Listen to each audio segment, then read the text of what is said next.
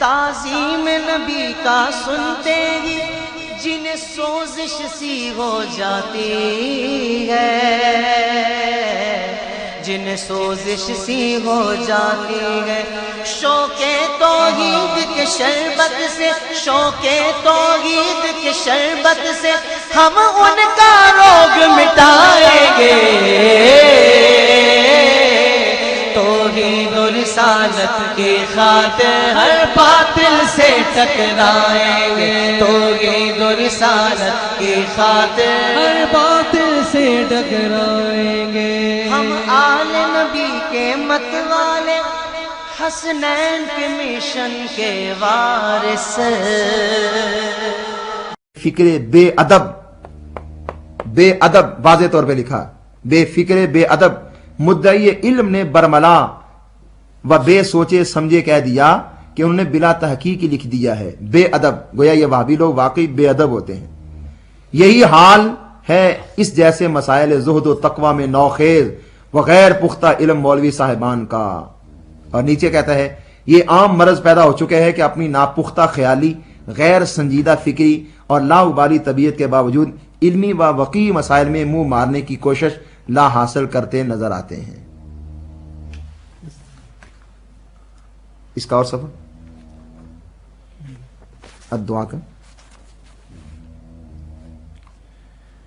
چلیے، ہدیت المہدی صفحہ نمبر 26، یہ اس کا حوالہ ہم پہلے بھی پیش کر چکے ہیں، اور یہ یہاں لکھا ہوا ہے شدد بعض اخواننا من المتاخرین فی امر الشرک وضیق دائرۃ الاسلام وجعل الامور المکروہہ اب المحرمہ شرکا، ہمارے بعض متاخر بھائیوں نے شرک کے معاملے کو بڑا متشدد بنا دیا، اس میں تشدد کا اظہار کیا ہے اور اسلام کے دائرے کو تنگ کر دیا ہے۔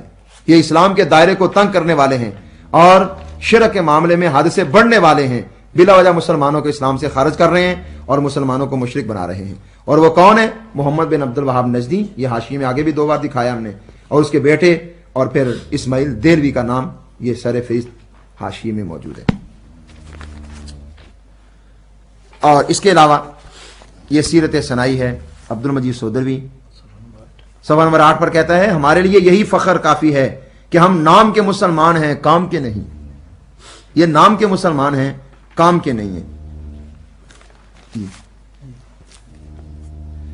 اور اس کے علاوہ یہ داؤد غزنوی کتاب ہے، ابو بکر غزنوی لکھنے والا ہے،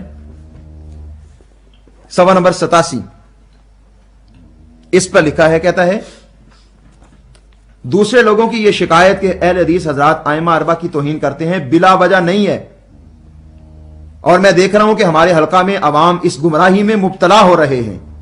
ائمہ اربعہ کی توہین بھی کرنے والے ہیں اور ان کے عوام گمراہی میں مبتلا بھی ہیں، اور ائمہ اربعہ کے اقوال کا تذکرہ حقارت کے ساتھ بھی کر جاتے ہیں۔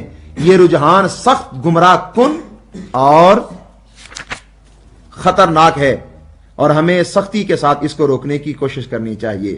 یہ روکنے کا نہیں سوچتے، اس سخت خطرناک اور گمراہ کن رجحان کو مزید آگے بڑھایا جا رہا ہے۔ اس کا صفحہ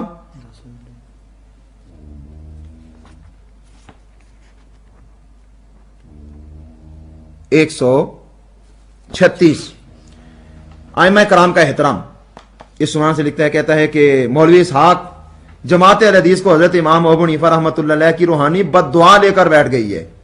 ہر شخص ابو حنیفہ کہہ رہا ہے، کوئی بہت عزت کرتا ہے تو امام ابو حنیفہ کہہ دیتا ہے، پھر ان کے بارے میں ان کی تحقیق یہ ہے کہ وہ 3 حدیثیں جانتے تھے یا زیادہ سے زیادہ 11، اگر کوئی بہت بڑا احسان کرے تو وہ انہیں 17 حدیثوں کا عالم گردانتا ہے۔ جو لوگ اتنے جلیل القدر امام کے بارے میں یہ نقطہ نظر رکھتے ہوں، ان میں اتحاد و یکجہتی کیوں کر پیدا ہو سکتی ہے؟ امام صاحب کے گستاخ بھی ہیں اور امام صاحب کی روحانی بد دعا ان کو لے کر بیٹھ گئی ہے۔ اتنے جلیل القدر امام کے غدار ہیں یہ لوگ۔ اور ایک حوالہ اس کا صفحہ 299 پر، اپنی جماعت کو یہودیوں سے یوں تشبیہ دیتا ہے، کہتا ہے کہ ہم نہ صرف یہ کہ کتاب اللہ و سنت رسول اللہ کو پس پشت ڈال کر یہود کی طرح و نبذوا کتاب اللہ وراء ظہورہم کے مصداق بن گئے ہیں، بلکہ عام اخلاق و عادات حسنہ، شرم و حیا، عفت و عصمت، صداقت و دیانت، ادب و احترام، غرض شرافت و نجابت کے تمام طور طریقے چھوڑ کر جانوروں کی سی زندگی بسر کرنے لگے ہیں۔ عفت نہیں، حیا نہیں، شرم کی نہیں، شرافت نہیں، کچھ بھی نہیں، شرارت ہی شرارت ہے، بلکہ جانوروں سے بھی بدتر زندگی بسر کر رہے ہیں۔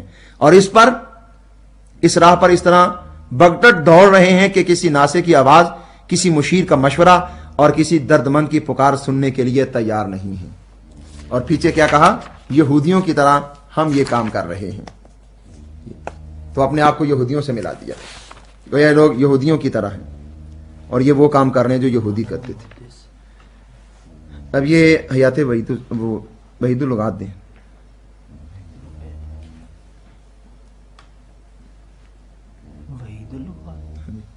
یہی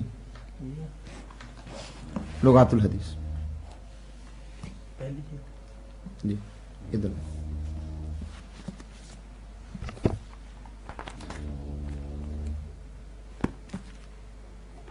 یہ ہے ہمارے پاس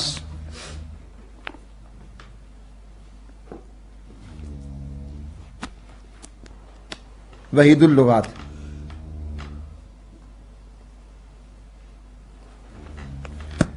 لغات الحدیث عربی اردو وحید الزماں کی کتاب ہے اور اس کا صفحہ نمبر 32 ہے۔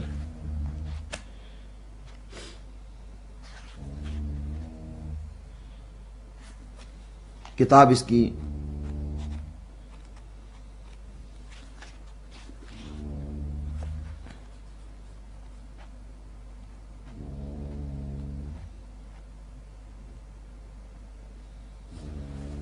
یہ صفحہ 32، کتاب ہا، کتاب الحا صفحہ 32۔ اس میں کیا کہتا ہے؟ یہ اوپر لکھا ہو، یہاں سے شروع ہوتے ہیں۔ حداث الاسنان سفہاء الاحلام، نوجوان کم عقل مراد خارجی ہیں، ظاہر میں اچھی بات کہیں گے، یعنی قرآنی آیتوں سے دلیل لیں گے۔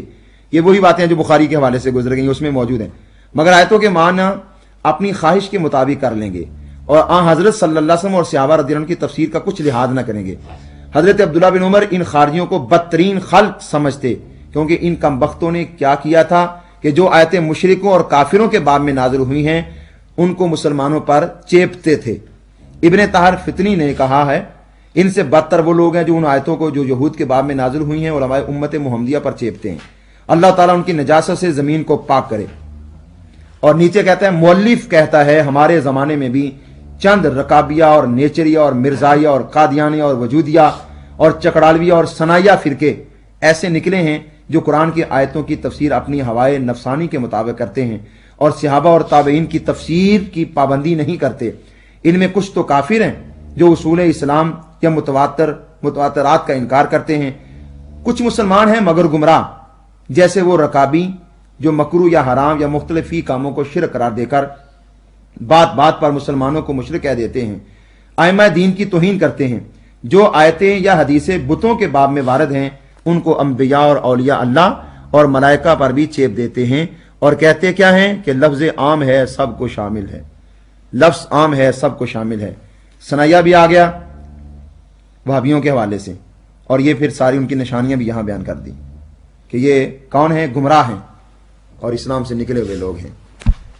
یہی بات دوسری جلد کے اندر صفحہ 91 میں دوسرے انداز میں موجود ہے۔ یہی لغات الحدیث جلد 2 صفحہ 91 کتاب شین، یہاں پر واضح طور پہ لکھتا ہے، کہتا ہے دوسری طرف غیر مقلدوں کا گروہ جو اپنے تئیں اہل حدیث کہتے ہیں انہوں نے ایسی آزادی اختیار کی ہے کہ مسائل اجماعی کی بھی پرواہ نہیں کرتے، نہ سلف صالحین صحابہ اور تابعین کی قرآن کی تفسیر صرف لغت سے اپنی منمانی کا لیتے ہیں، حدیث شریف میں جو تفسیر آ چکی ہے اس کو بھی نہیں سنتے۔ بعض عوام اہل حدیث کا یہ حال ہے کہ انہوں نے صرف رفعین اور آمین بالجہر کو اہل حدیث ہونے کے لیے کافی سمجھا ہے، باقی اور آداب اور سنن اور اخلاق نبوی سے کچھ مطلب نہیں، یعنی اخلاق نبوی سے کوئی غرض نہیں، आदाब से कोई ताल्लुक नहीं, सुन्नतों से कोई ताल्लुक नहीं है। ये बाद मरतबा अहले सुन्नत को तर्क सुन्नत पर जो है ना वो तानो तशनी करते हैं, लेकिन यहां बात देख लें, वाज़ेह तौर पर लिखा है कि आदाब और सुनन और अखलाक नबवी से कुछ मतलब नहीं। गीबत, झूठ, इफ्तरा से बाक नहीं करते, यानी बिल्कुल जो है ना वो मजबूती के साथ गीबत करेंगे, झूठ बोलेंगे, इफ्तरा बांधेंगे। आइमा मुज्तहिदीन रिदवानुल्लाह ताला अलैहिम अजमाइन और औलिया अल्लाह और हज़रात सूफिया के हक में बेअदबी और गुस्ताखी के कलिमात जुबान पर लाते हैं। अपने सिवा तमाम मुसलमानों को मुशरिक और काफिर समझते हैं। बात बात में हर एक को मुशरिक और कब्र परस्त कह देते हैं। शिरक अकबर को शिरक असगर से तमीज नहीं करते। ये सारी निशानियां इस इबारत को पढ़ लेने के बाद आजकल के वहाबिया में पाई जा रही हैं, जो हम इससे पहले हदीस के हवाले से पेश कर चुके हैं। मोहम्मद बिन अब्दुल वहाब नजदी की वसातत से इन लोगों को वही बातें नसीब हुई हैं जिनकी खबर नबी पाक सल्लल्लाहु ताला अलैहि वसल्लम इससे पहले दे चुके हैं। यह है सीरतुल मुस्तफ़ा इब्राहिम सियालकोटी की, इसका सफ़ा नंबर है 100। इसके हाशिये पर लिखा है, कहता है एक अहले हदीस नुमा मख्फी मुलहिद मौलवी साहिब ने, अहले हदीस मख्फी मुलहिद बेदीन है, छुपा हुआ बेदीन, लेकिन अपने आप को अहले हदीस जाहिर करता है। कहता है इन मौलवी साहब ने मिर्जाइयों, कादियानियों, नेचरियों और जकड़ालियों के नाम, जो नाम के अहले कुरान के भी कान काट दिए। यानी ये वहाबी जो है मिर्जाइयों से भी आगे हैं, नेचरियों से भी आगे हैं, चकड़ालियों से भी आगे हैं। और इसमें कुरान शरीफ की सरी तहरीफ है जो इन मौलवी साहब के मुलहिद होने की काफी दलील है। इसका 144 इसके 144 सफ़े पर एक और हवाला, 144 है और नीचे हाशिए पर कहता है जमात अहले हदीस के गुस्ताख हीरो। गोया वाबियों ने एक तो गुस्ताख पैदा किए और वो भी कुछ निचले दर्जे के नहीं है, हीरो किस्म के गुस्ताख पैदा किए इन लोगों ने। जमात अहले हदीस के गुस्ताख हीरो, नंबर 1 गुस्ताख। और ये किताब है देवबंदियत अकायद तारीख व अकायद, तालिब रहमान आज भी मौजूद है रावलपिंडी के अंदर, उसने किताब लिखी है और उसके सवा 7 पर सबब तालीफ लिखता है। और ये लिखता है, ये पूरी इबारत पढ़ देते हैं हम। कहता है देवबंदी हजरात के बारे में आम अहले हदीस और अक्सर उलमा का भी ये नजरिया है कि ये लोग मुवहिद हैं, जैसा कि हकीम महमूद साहब देवबंदियों के खिलाफ उलमाए देवबंद का माजी तारीख आईने में नामी किताब में लिखते हैं, जिनमें मैं अपना और देवबंदियों का नाता इन अल्फाज में जोड़ते हैं। आज हम और देवबंदी एक दूसरे के बहुत करीब हैं और अल्हम्दुलिल्लाह अकायद में भी कोई ऐसा बोध नहीं रहा, बल्कि हमारा और इस मसलक का मुस्तकबिल भी दोनों के इत्तिहाद पर मौकूफ है। एक जगह लिखते हैं अहले तौहीद के नाते से एक ताल्लुक मौजूद है और इख्तलाफ के बावजूद वो बाकी रहे और रहेगा, और यही दुख की बात है। आगे सुनिए तालिब रहमान क्या कहता है। हकीम साहब का ये माजरत खाहाना रवैया शायद मुसलिहाना हो, वरना देवबंदियों के बारे में आम अहले हदीसों का नजरिया उनके अकायद से नावाकफी की वजह से है, इसलिए ये उनका रिश्ता नाता करने और इनके पीछे नमाज पढ़ने में कोई हर्ज महसूस नहीं करते। यानी ये दोनों बातें तस्लीम कर रहे हैं कि अक्सर उलमा वहाबी और जो अवाम है ये देवबंदियों को अपना हम अकीदा समझते हैं, उनके साथ के तल्लुकात हैं, करीबी तल्लुकात हैं, रिश्ते नाते भी करते हैं, उनके पीछे नमाज भी पढ़ते हैं। लेकिन आगे क्या कहता है, कहता है हत्ता के बाहमी इख्तलाफ को फुरूई इख्तलाफ गर्दानते हैं, लेकिन बरेलवियों से रिश्ता ना करने या उनके पीछे नमाजें अदा ना करने की वजह से शिरक बतलाते हैं, ना करने की वजह शिरक बतलाते हैं। इस किताब के लिखने का सबब यह है कि अहले हदीस हज़रात को यह बतलाना मकसूद है कि जिस वजह से तुम बरेलवियों से नफरत करते हो वही वजह उनमें बदरजा अतम मौजूद है। हर चमकती चीज को सोना समझना गलत अक्लमंदी नहीं, लिहाजा इनके दावों और इनकी और तकरीरों से धोखा खाकर उनको मुवहिद शुमार करना बेअक्ली है। आम अहले हदीस भी उनको मुवहिद समझते हैं, अक्सर उलमा भी कहते हैं, और ये महमूद आदमी जो है इस्माइल सल्फी का बेटा, ये भी उनको मुवहिद कह रहा है और ताल्लुक उनके साथ अपना ताल्लुक जोड़ रहा है। तो ये कहता है कि जो देवबंदियों को मुवहिद शुमार करता है वो बेअकल है। तो गोया इसके फतवे से अक्सर उलमा वाबी जितने हैं वो सब बेअकल हैं। और ये देख लें वाकई बेअकल होने के लिए एक और उनकी दलील और आ गई।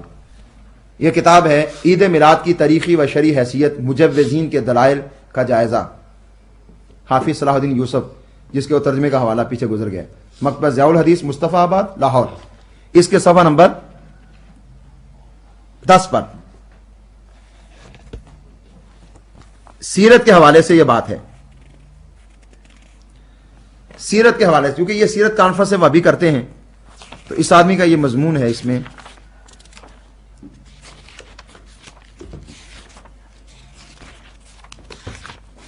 یہ زوال پذیر قوم کو سیرت گوئی کی نہیں سیرت سازی کی ضرورت ہے.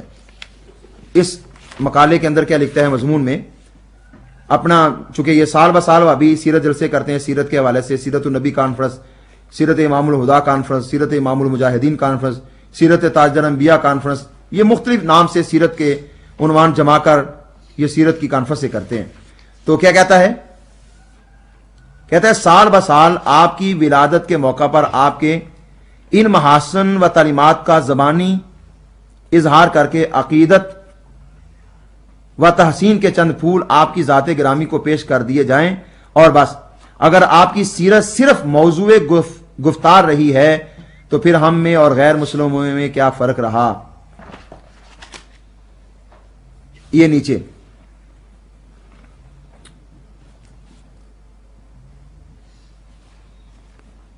ہمارے ہی کان کیوں بہرے ہیں اور آپ کی سیرت و کردار کی اس روشنی سے جس سے سارا عالم بکا نور بنا ہماری اپنی ہی آنکھیں کیوں محروم ہیں. ایک تو اپنے آپ کو غیر مسلمانوں سے ملایا اور پھر یہ بتا رہا ہے کہ ہمارا ظاہراً نبی پاک صلی اللہ علیہ وسلم کی سیرت کا نام تو لیتے ہم، لیکن یہ ہے کہ حقیقتاً نبی پاک صلی اللہ تعالی علیہ وسلم کی سیرت سے ہمیں کوئی تعلق نہیں ہے. اور یہاں پر کہتا ہے کہ سیرت کانفرنس کے حوالے سے صفحہ 12 پر صفحہ 13 پر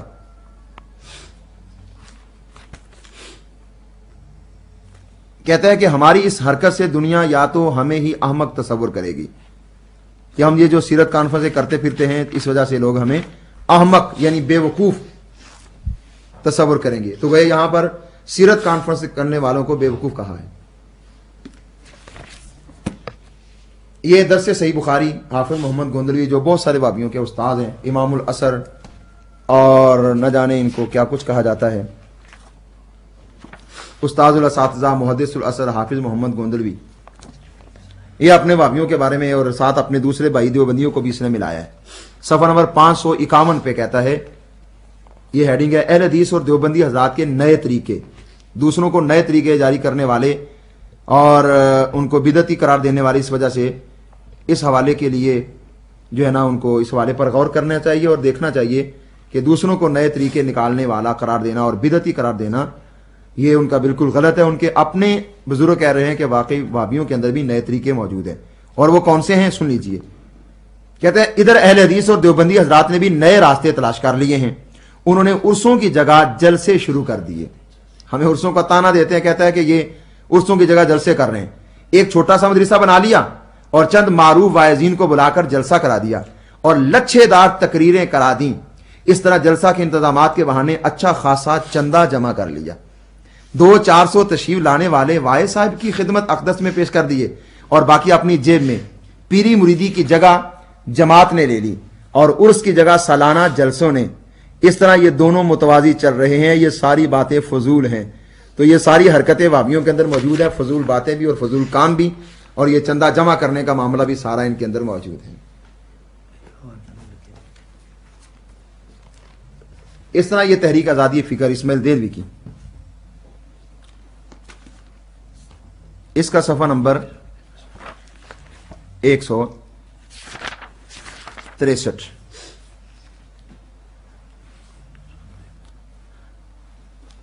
اپنے وابیوں کے بارے میں لکھتا ہے. اسی مقام پر بعض حضرات بے حد غلو کرتے ہیں اور یہ غلو دونوں طرف سے ہو رہا ہے جس کی اصلاح ضروری ہے. یعنی یہ ہاتھ باندھتے ہیں سینے پر، تو اس کے بارے میں کہتا ہے کہ یہ دونوں طرف سے غلو ہو رہا ہے. یہ فوق السرہ یعنی ناف کے اوپر جو ہاتھ باندھتے ہیں نا وابی، کہتا ہے کہ فوق السرہ کے قائل تحت العنق یعنی گلے کے قریب باندھتے ہیں. یہ دونوں صورتیں نہایت بدنما اور مکروہ محسوس ہوتی ہیں. نماز کے اندر وابیوں کا ہاتھ باندھنا جو گلے کے قریب لے جاتے ہیں یہاں تک باندھ دیتے ہیں، ایسے کہتے بالکل بدنما بھی ہے، مکروہ بھی ہے.